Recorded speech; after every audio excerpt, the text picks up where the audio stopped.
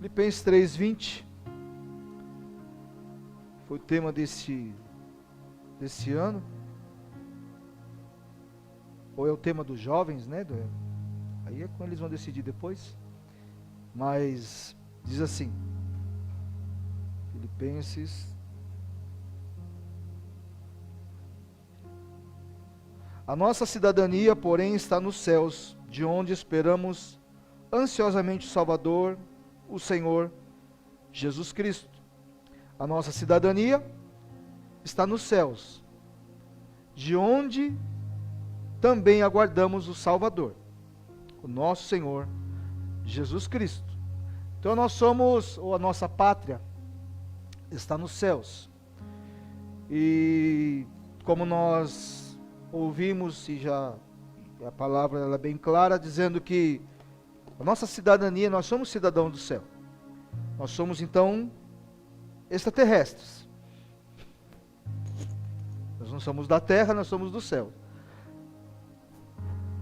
Então essa é a palavra de Paulo.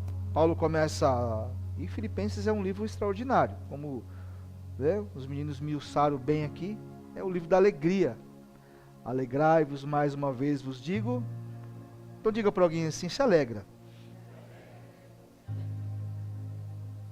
E a igreja do Senhor se nós somos cidadãos dos céus, e é de lá que nós esperamos o Senhor Jesus Cristo, então nós somos estrangeiros, peregrinos nessa terra. Então nós temos um prazo de validade aqui, nessa terra. Nós nascemos, crescemos, morremos e voltamos para o céu, ou o Senhor Jesus nos leva. E essa isso de fato é a maior certeza que nós temos na vida. Ou nós vamos subir de um jeito ou de outro, nós vamos subir. Nós não, como dizia meu pai, nós não nascemos para semente. Nós não vamos ficar aqui tão gostoso a terra, assim ou não? Imagina o céu, irmãos, rua de ouro, uma morada esperando por mim, por você. Ai, Jesus.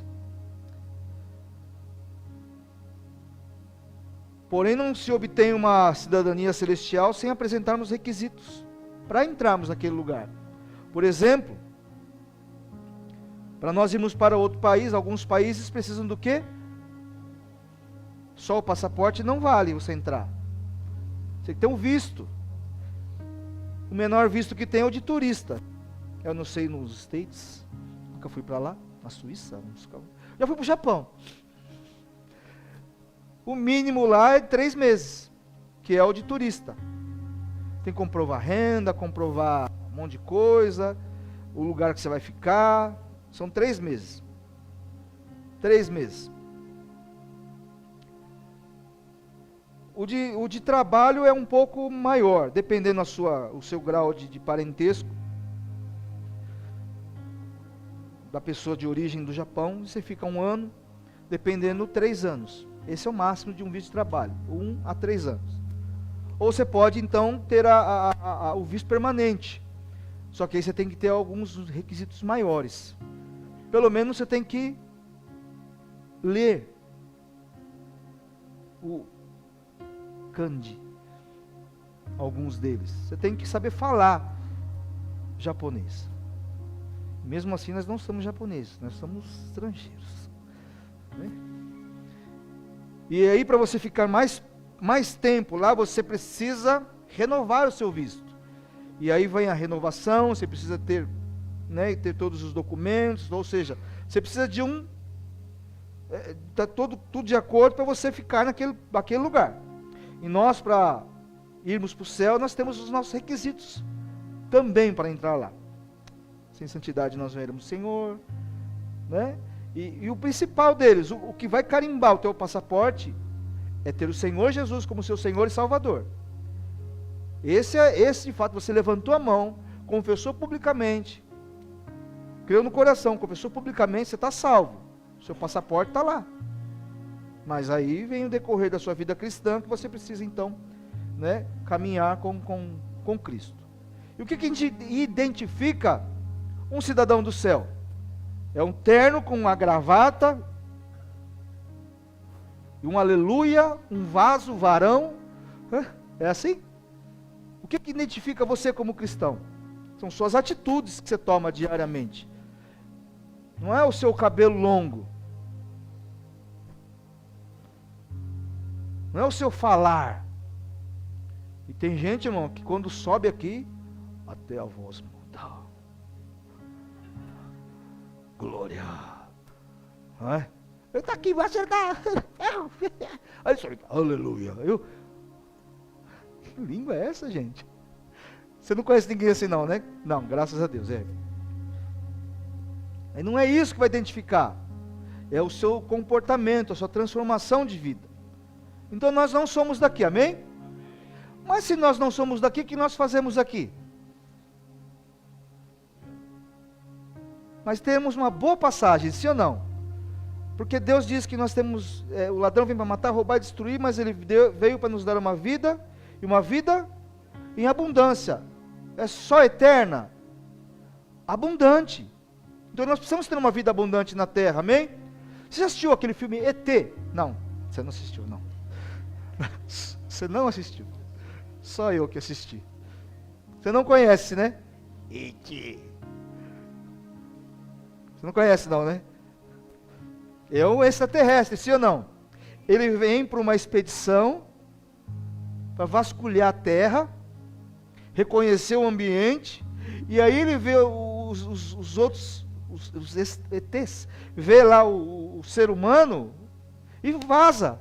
Fica um. Fica um. Os outros, ó, deram no pé. E esse ET fica vagueando aqui. E aí ele tem um amigo chamado Elliot. E aí ele vai se comunicar com Elliot. Como que ele vai se comunicar?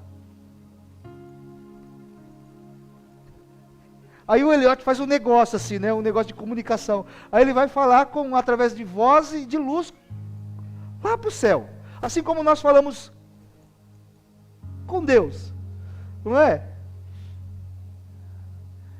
E é tão bonitinho, né?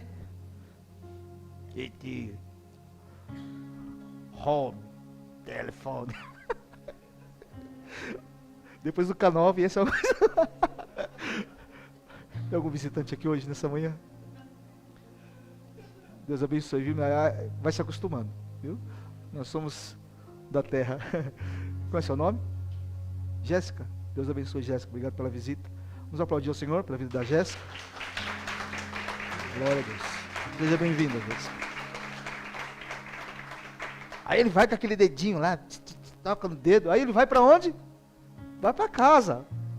Aí vem a nave mãe, o pai dele lá, todos bonitinhos, vem buscar o tal do ET, que não deram nome até hoje para ele, né? ET.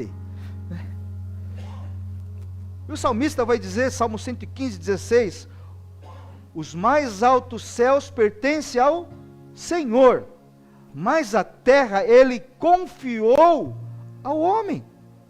Sabe por que você está aqui? Porque Deus confiou a terra para você. Lá é dele. Mas aqui ele deixou para mim e para você. Ele formou Adão para dominar a terra. Então nós precisamos dominar a terra. Nós dominamos a terra, amém?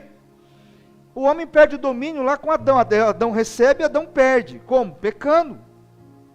E aí depois veio Jesus, resgatou a autoridade e o poder que o homem havia perdido e nos devolveu. Então está na minha e na sua mão agora, através de Jesus Cristo, nós somos co-herdeiros em Cristo Jesus, então tudo agora está disponível. Diga para alguém, está tudo disponível. E quando eu falo disponível, não é o sistema corrompido, não é isso. Mas tudo que há no mundo, para mim, para você, a montanha, irmãos. Para quem gosta de praia, a praia. A picanha. Tudo disponível, irmão, só comprar. Está tudo disponível para mim e para você.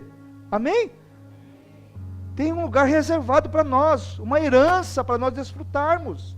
Há uma herança para mim e para você. E nós somos filhos de Deus.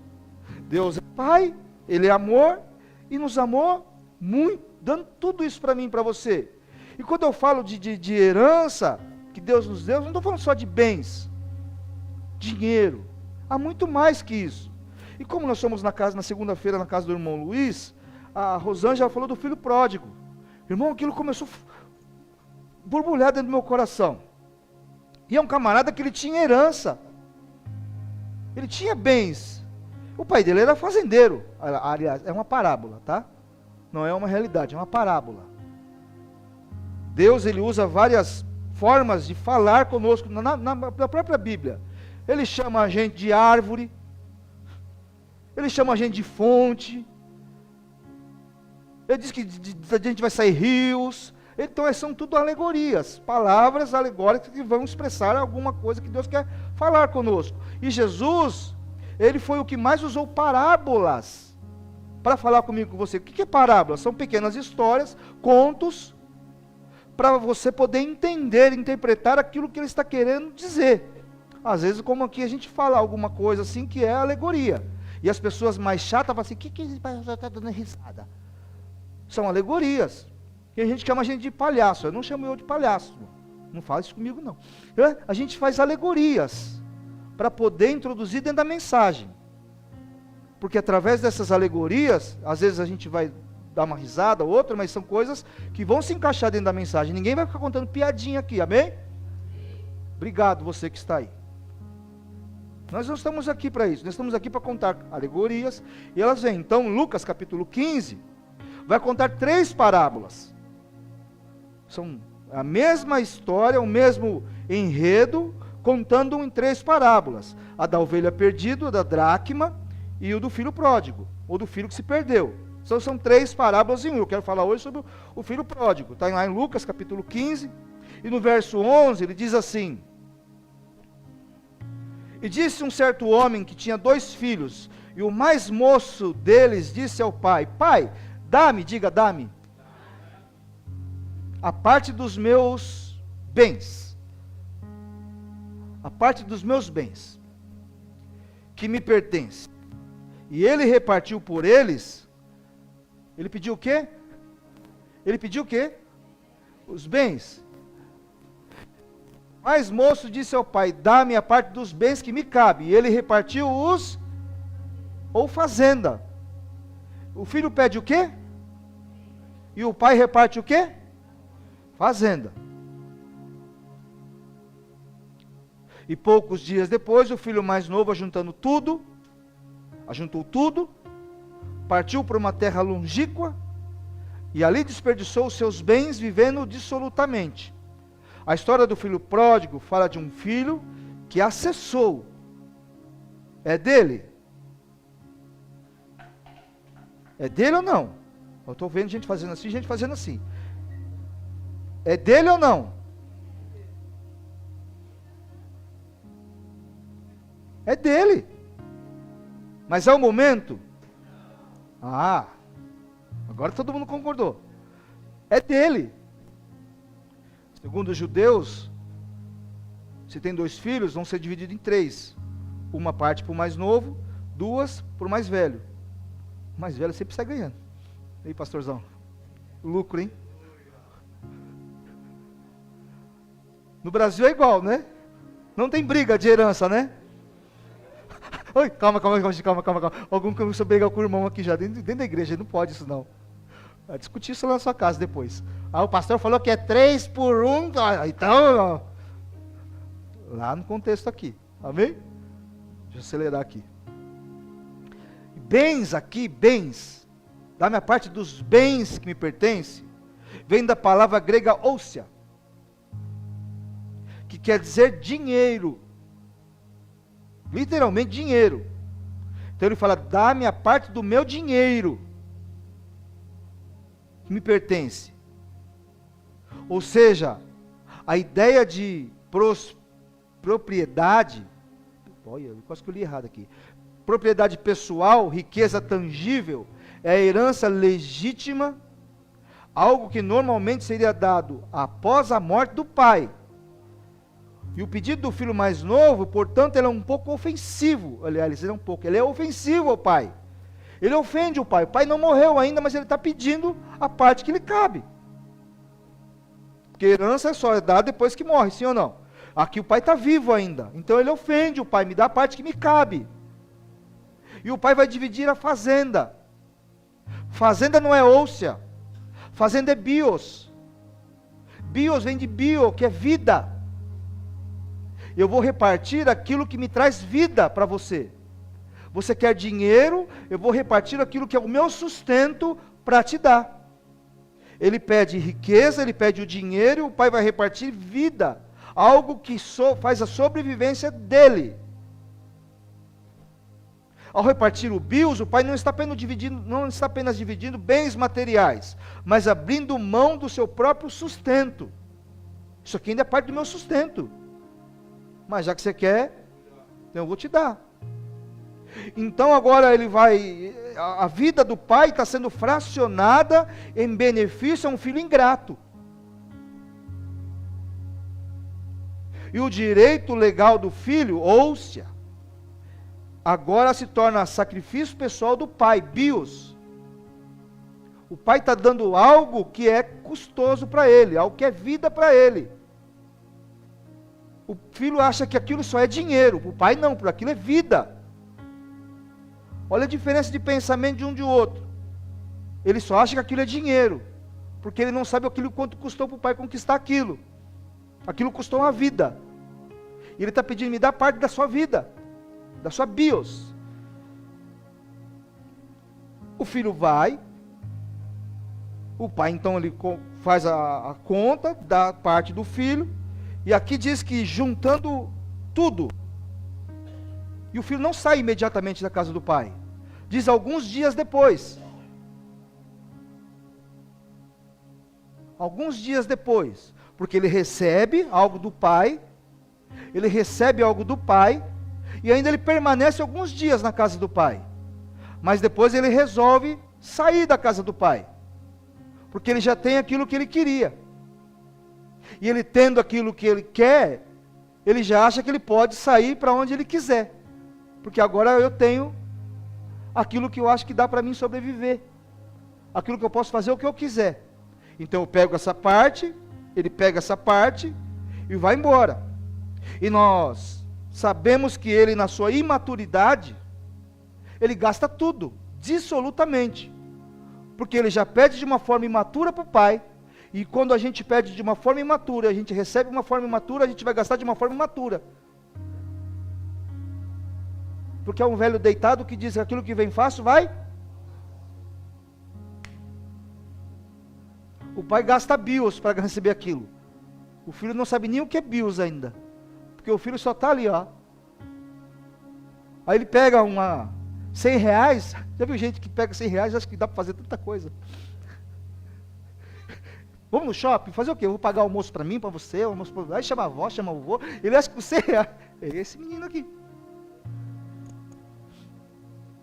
Ele chega numa terra tão distante, deve ser lá na terra Gente, vocês estão viajando na maionese hoje, hein?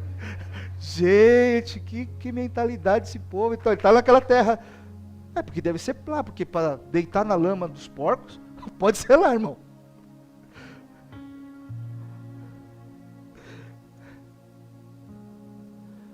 Nós precisamos entender que muitas vezes a prioridade de Deus não é nos abençoar apenas, mas é nos moldar e transformar.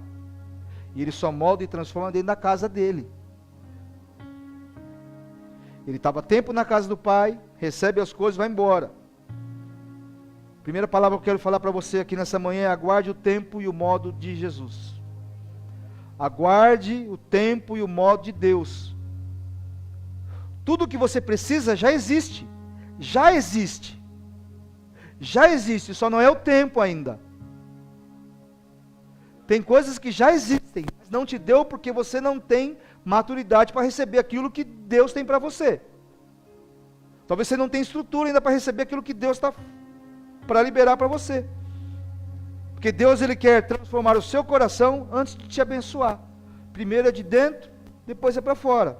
E muitas vezes buscamos Deus pela necessidade, e não porque o amamos. Eu estou buscando Deus por causa das minhas necessidades. Me dá o que é meu, me dá o meu bem, me dá o meu. O pastor falou que nós somos da descendência de Abraão, nós temos promessas, então me dá. Diga, dá. Foi isso que esse menino fez, me dá. É? E o filho pródigo, ele faz dessa forma. Ele caiu, ele errou, aí ele se achou indigno, caiu em si. Ele se achou indigno agora. Como que eu vou voltar para a casa do meu pai, se até mesmo os trabalhadores têm o que comer, e eu aqui com vontade de comer bolota de porco? Eles comem melhor que eu. Então eu preciso retornar para a casa do meu pai. Ele cai em si, agora ele retorna para a casa do pai, sim ou não? Só que ele vai para a casa do pai com mentalidade de servo. Eu vou para servir meu pai, porque os servos, os empregados dele têm o de comer. Então eu vou lá sendo servo, para mim poder comer. Eu vou pedir emprego para o meu próprio pai. Mais ou menos assim. Eu vou servir meu pai na fazenda dele, porque ele tem o que me dar de comer. Deus pode suprir suas necessidades? Claro que Ele pode. Mas não é só isso que Ele quer fazer para mim e para você. Ele quer nos aperfeiçoar, nos moldar, para que possamos usufruir de tudo aquilo que Ele tem para nós. E Ele tem muito mais do que suprir suas necessidades. Mas muitas pessoas acham que a igreja, que Jesus, só serve para suprir as nossas necessidades, principalmente as financeiras. Servo. Mentalidade de servo, não de filho. Diga para alguém, eu achei alguém que ganha mais, que fala para alguém do que eu. Fala para alguém assim, você é filho, não servo. Nós somos liberados, legitimados para acessar os céus. Eu e você podemos acessar os céus. E você tem acesso ao que é mais precioso, o reino de Deus. Buscai o reino de Deus e a sua justiça, e as demais coisas vos serão acrescentadas. Tudo é questão de acesso. Quantas vezes você está na casa do Pai e não acessa o que Ele tem para te dar? Já viu aquela porta? Acesso restrito. Há uma porta, há uma placa dessa aqui fora, assim dizendo, acesso restrito. Há alguma coisa nos céus dizendo assim, acesso restrito a mim e você. Tem coisas que é para mim e para você, que é filho de Deus. Mas nós não estamos entrando nessa porta dizendo acesso restrito aos filhos de Deus. Tem coisas que é para mim e para você, nós precisamos acessar essas coisas. A porta está aberta para cada um de nós. Como às vezes é secreto, fala com teu pai em secreto, no oculto, que ele vai te recompensar. E aí ele volta para casa, tem uma festa, o pai mata o novilho, diga o novilho, gordo. Ele volta para casa, o pai fala assim, ó, vamos fazer uma festa aqui, meu filho chegou, e aí tem um outro filho na casa, que não está na casa no momento que o filho chega. Não sei onde o filho mais velho está, mas o filho mais velho vai chegar na casa. E a parábola diz que ele chega, ele é da casa, está no ambiente da casa, no ambiente de abundância, mas a palavra de Deus diz que ele não usufrui daquilo que tem ali. Dois filhos da mesma casa, que não sabem usufruir o que tem na casa. Um acha que o pai só pode dar, e o outro diz bem assim, o Senhor nunca fez. Um é dar, o outro é faz. Um só quer que o pai dê, o outro só quer que o pai faça. Dar e faz. Dar e faz. Graças a Deus aqui não tem o dar e faz. Eu só quero o que Deus pode dar, o que Deus pode fazer. Tem gente que é filho, mas só quer o dar e o faz. O que Deus dá e o que Deus faz, mas não o que Ele é.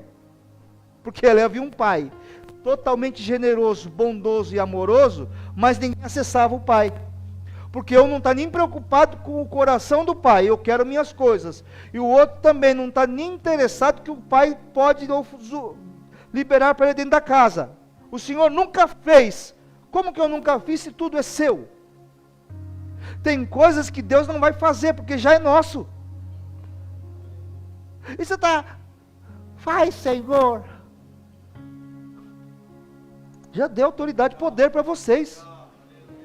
Já dei legalidade para vocês. Agora vai, você e faz. Porque a gente quer que Deus faz tudo.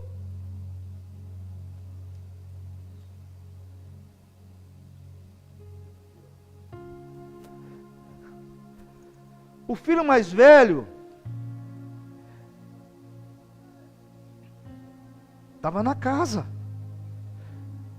E ele não acessa o que é mais valioso. A casa que ele está.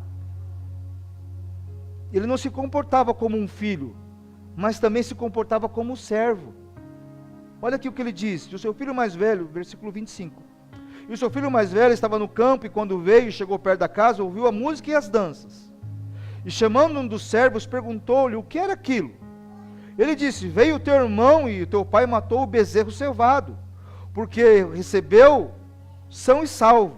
Mas ele se indignou e não queria entrar. E saindo o seu pai, os dois filhos, o pai teve que sair para receber os dois. Tanto que o que saiu, o pai sai da casa para receber. Agora o mais velho que é da casa, o pai tem que sair para receber ele.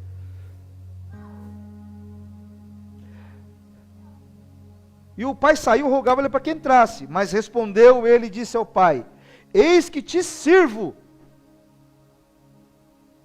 Eis que te sirvo. Mentalidade de servo. Só estou aqui para servir. E a gente fala isso na reunião de oficiais: você está aqui para servir, mas você está aqui para usufruir. Você está aqui para sentir a presença de Deus. Você está aqui para usufruir de tudo que Deus tem para você. Você não está aqui só para servir. Eu como pastor, eu estou aqui para servir, mas tem hora que eu estou aqui para sentado para me alimentar. Amém? Eis que te sirvo há tantos anos, sem nunca transgredir o teu mandamento, e nunca deste um cabrito para alegar-me com meus amigos. Vindo, porém, esse teu filho, que desperdiçou os teus bens, como as meretrizes, mataste o bezerro cevado. Nós trabalhamos para o Pai, como seus filhos, não como servos, como escravos. Nós trabalhamos para Deus como filhos, porque nós cuidamos das coisas do Pai. Nós cuidamos das coisas do Pai. Para isso nós servimos. Não como empregados, não como servo. Porque eu amo Deus, então sirvo Deus. Usufrua disso aqui. O Pai está na casa. Vou repetir, o Pai está na casa hoje.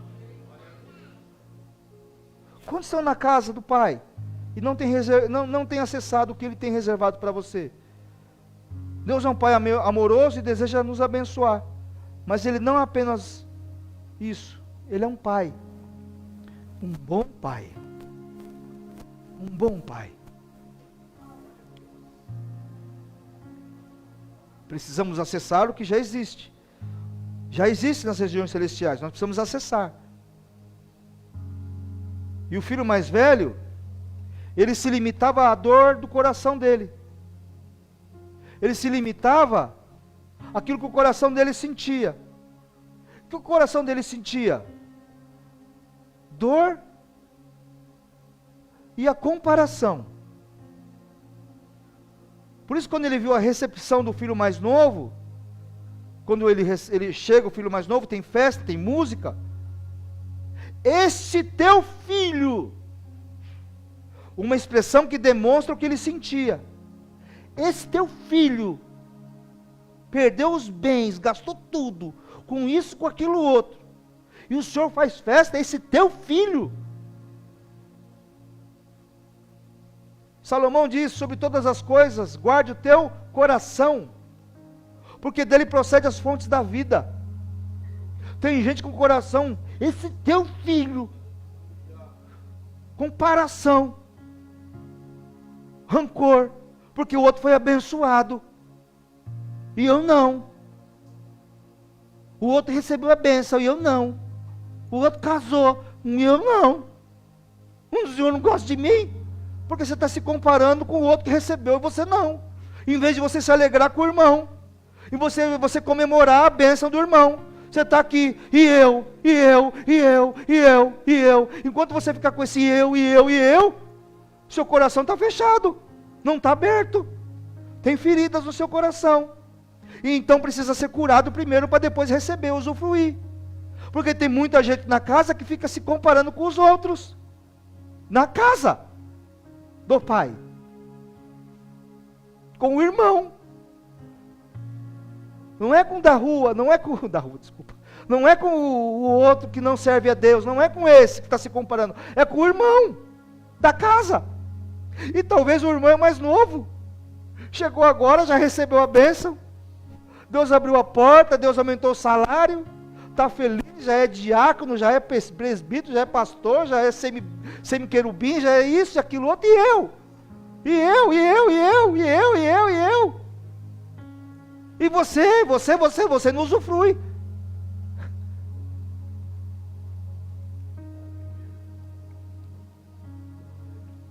Lucas 6,45 diz, o homem bom, do bom tesouro do seu coração tira o bem. O homem bom, do bom tesouro do seu coração tira o bem. Tira o bem do seu coração. Como é que está o teu coração quando você fala de alguém? Da casa, não estou falando de outro lugar. E o homem mau, do mau tesouro do seu coração tira o mal. Já conversou com gente que só tem coisa ruim para falar dos outros? Não, né? Graças a Deus, Torre Forte, Vila Tolstói. Ó, a igreja acolhedora. Ufa! Não. Na sua parentela? Não. Ninguém fala mal de ninguém. Não, ninguém fala, né? Não. Vocês são família. Não, na sua família você não fala mal de ninguém. É sua família, né, irmão? Toma mais água aqui. É que eu não tenho irmão. Eu não sei o que é isso. Eu não sei o que é falar mal do meu irmão. Dos filhos do meu irmão. Porque eu não tenho irmão. Você que tem? Porque da abundância do seu coração fala a sua boca. Ou o coração fala, a boca fala daquilo que o coração... Quando a gente está com o coração cheio de Deus, a gente só fala coisa boa, irmão. A gente tira só do bom tesouro coisas boas. Estão falando mal de mim, mas eu vou falar bem. Estão falando isso de mim, mas eu vou abraçar. Porque o pai resolveu abraçar os dois filhos.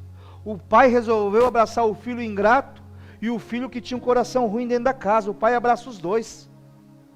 O pai resolveu abraçar. O pai podia falar assim, você gastou tudo, você não sei o que, sou irresponsável. O pai falou, meu filho voltou para minha casa. Meu filho voltou para minha casa, e é isso que vai me alegrar. Se alegrar com a alegria do irmão, isso se chama maturidade. Porque não existe escassez na casa do pai. Vou repetir isso para você, alegrar com a bênção do irmão é maturidade, porque não existe escassez na casa do pai. Você está querendo colocar teto onde Deus não colocou teto. Ah, até aqui, pastor, eu quero ganhar só 45 mil reais. Não, você precisa colocar no teto do seu salário, irmão. Ou coloca piso, né? Ah, pastor, se 1.150 já está bom. Tira 150 de dízimo, não, 115, né, pastor? Porque eu não posso dar nem um centavo a mais. Não sei por que Deus está falando tanto de dízimo aqui hoje.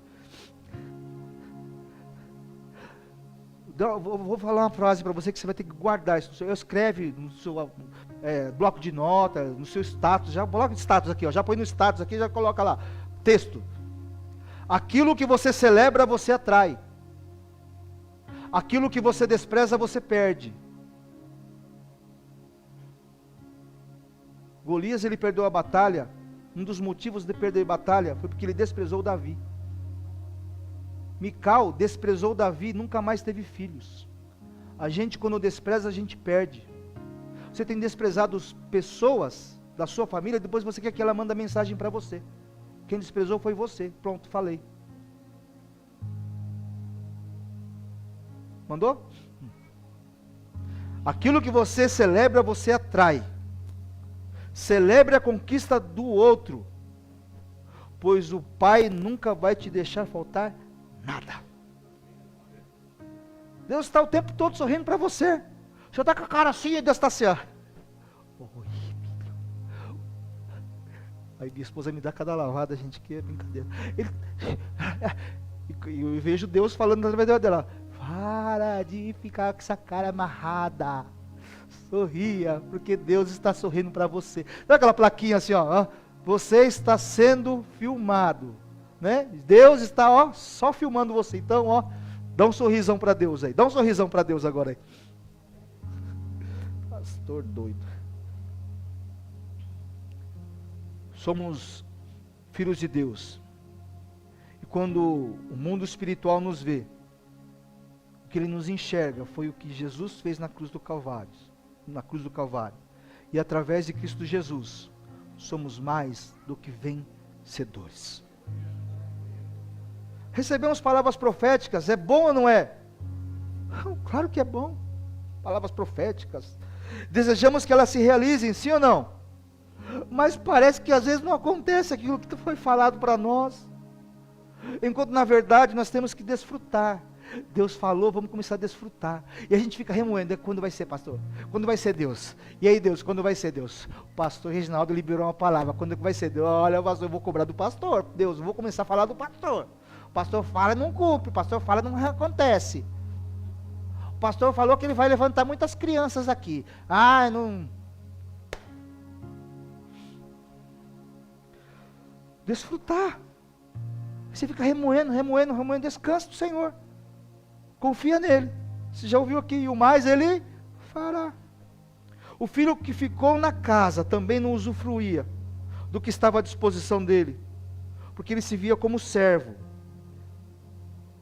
Ele se via aquele que fazia tudo certo. Eu sirvo o Senhor, faço tudo certo, faço tudo correto, como mando figurino, sigo as ordens. Aí Deus fala assim, mas não conhece meu coração ainda. Você está correndo demais, Marta. Quando Maria escolheu a melhor parte.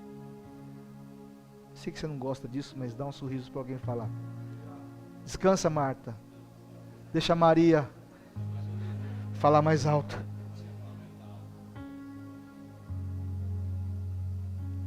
A pior orfandade é a orfandade de um pai vivo.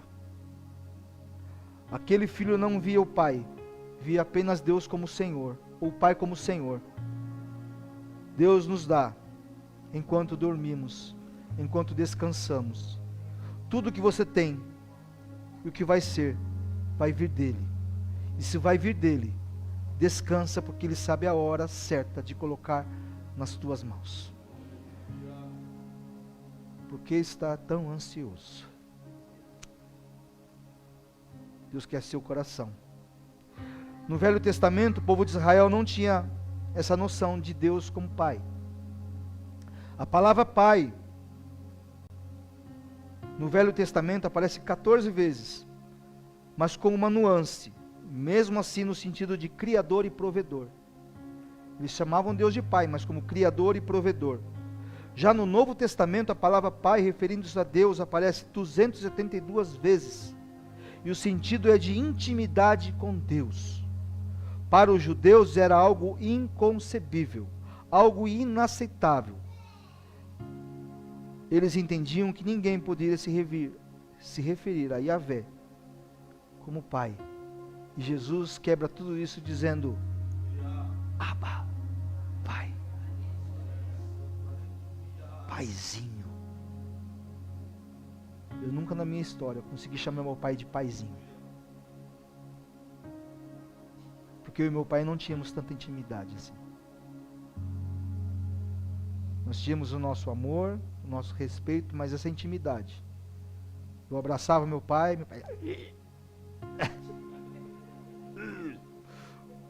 Ogro. Meu malvado favorito. E às vezes por causa disso a gente não tem como chegar a Deus e falar: meu Pai. A gente fala: Deus, Criador de todas as coisas, o Alfa, o Ômega, o princípio e o fim, Deus eterno, Deus maravilhoso, Deus majestoso. Ele é tudo isso, amém? Ah, papai. Paizinho. E a gente precisa fazer isso na casa dele. Paizinho, papai. Isso deixou os judeus furiosos, né, seu Luiz? Falar, Abba, pai. Quem você pensa que é? E nós temos que ser assim, como crianças. Quando seu filho chamava papai, é tão gostoso, né? Agora ele olha para você e fala assim, fala, velho.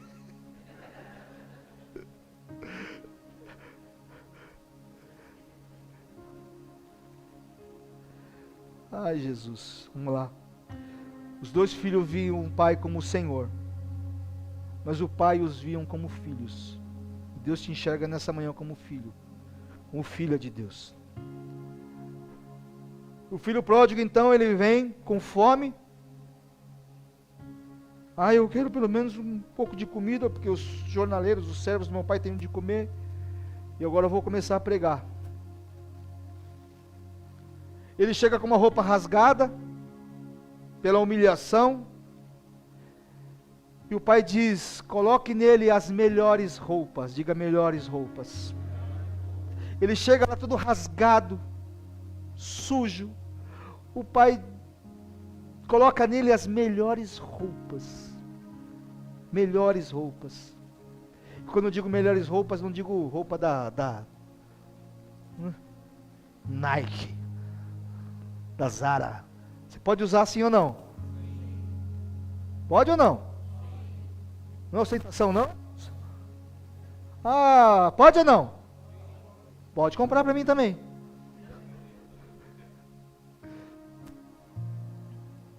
O pai coloca as melhores roupas. Substitui aquelas roupas velhas, rasgadas, sujas, por vestes novas. Trocando as vestes de tristeza por vestes de alegria. Vestes de louvor em vez de cinzas. E aí ele vai e troca as vestes. Diz, coloca sandália no meu filho. Coloca sandálias. Ele está descalço. E quem andava descalço naquela época era escravo. Você não é escravo, você é filho. Coloca sandália no meu filho. Coloca sandália no meu filho. Porque ele não é escravo, ele é meu filho. E isso tem um significado de liberdade. Liberdade.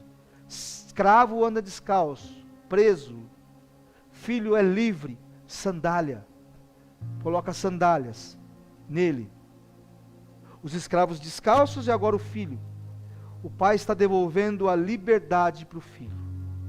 Você saiu da minha casa. Ficou preso lá fora. Mas aqui na casa, você tem liberdade de novo. Coloca roupas novas. As melhores roupas. Coloca sandália. Coloca o anel no dedo. Diga anel. Pastor, anel é anel. Para nós, anel é anel. Para eles, anel não era anel. Lembra quando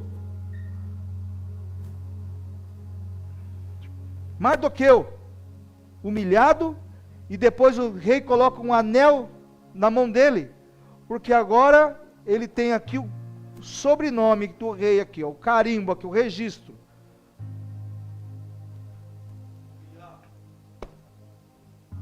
Eu assino embaixo. Não era aqui, era no anel. Ficava a marca do anel naquela folha. No Japão a gente usa um negócio chamado Inkan, onde tem o sobrenome. Você vai na prefeitura, registra todo documento que você quiser aprovar. Você não precisa ir no cartório, você vai, carimba aquilo lá. É um carimbo de autorização, de poder, de compra. Tudo que você for fazer, algo grande, você precisa estar aqui assinando com aquele carimbo. Naquele tempo, com o anel. Deus está colocando o anel de volta no seu filho. O anel é um símbolo de autoridade e poder. Tinha ali o símbolo da família, dos reis, dos grandes comerciantes. Eles assinavam documentos carimbando com aquele anel. Uma carta, um edito real, um contrato comercial de compra, de venda, era selado com um anel, tendo a fé pública. Estou autorizando. Deus está colocando o anel de volta em alguém aqui nesta manhã. Deus está colocando um anel de autoridade e poder sobre você.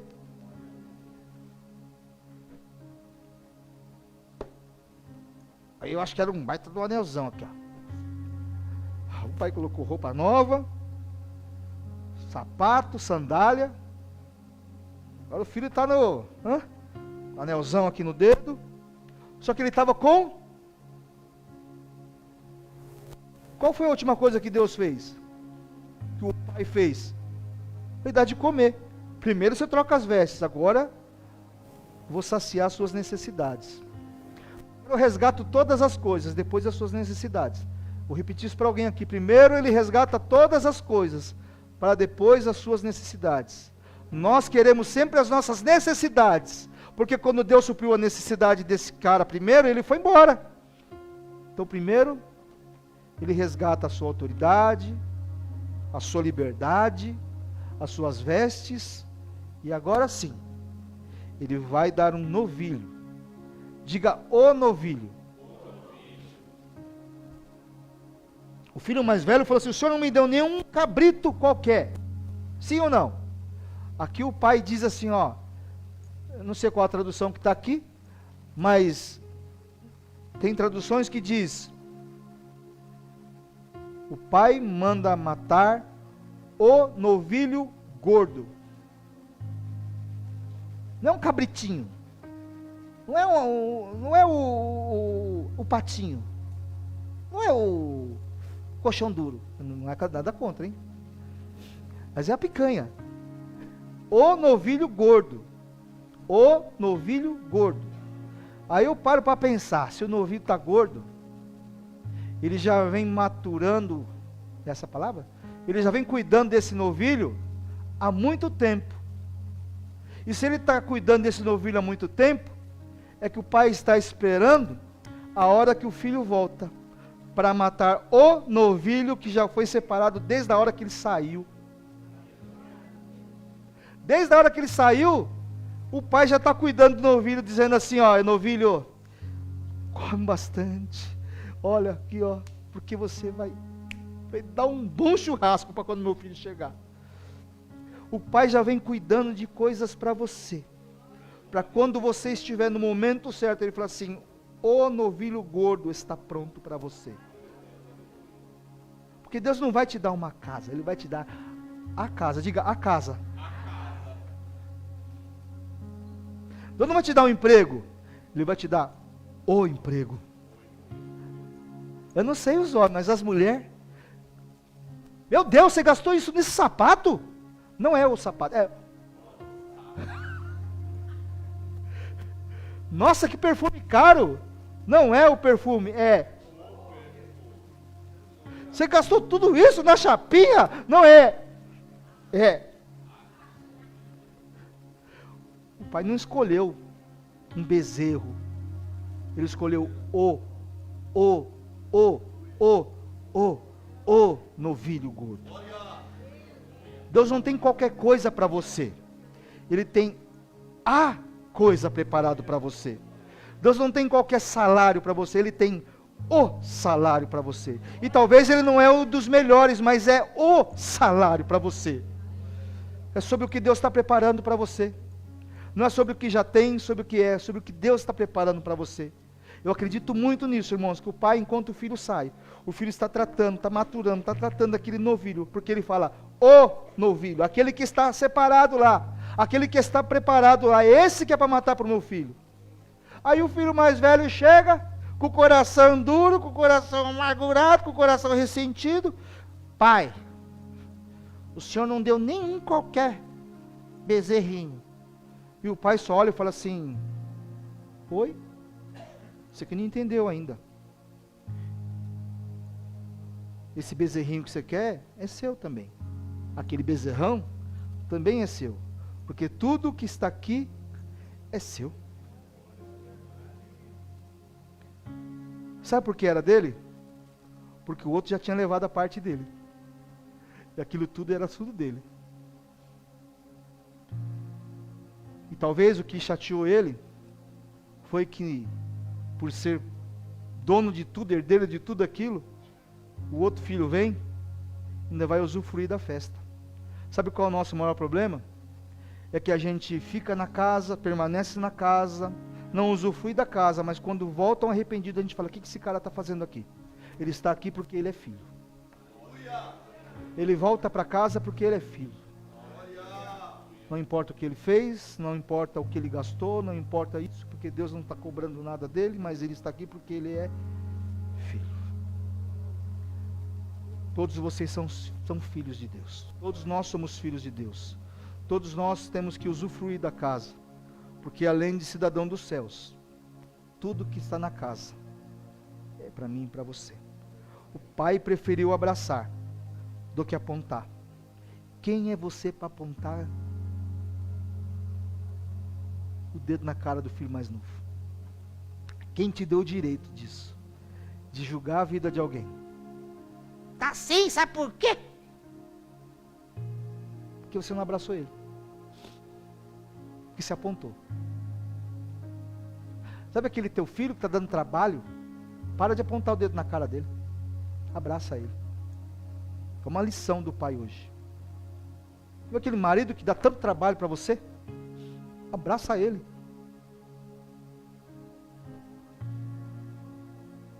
O pai preferiu abraçar do que apontar. O pai fez uma festa. Colocou o que tinha de melhor no filho e assou o novilho. A abundância na casa do pai à sua disposição. Colocou o que tinha de melhor e assou o melhor novilho. Tudo é nosso. Diga, tudo é nosso. Como diz um amigo meu, tudo nosso. Tudo nosso. Só que você precisa se deleitar. Contemplar a presença do Pai.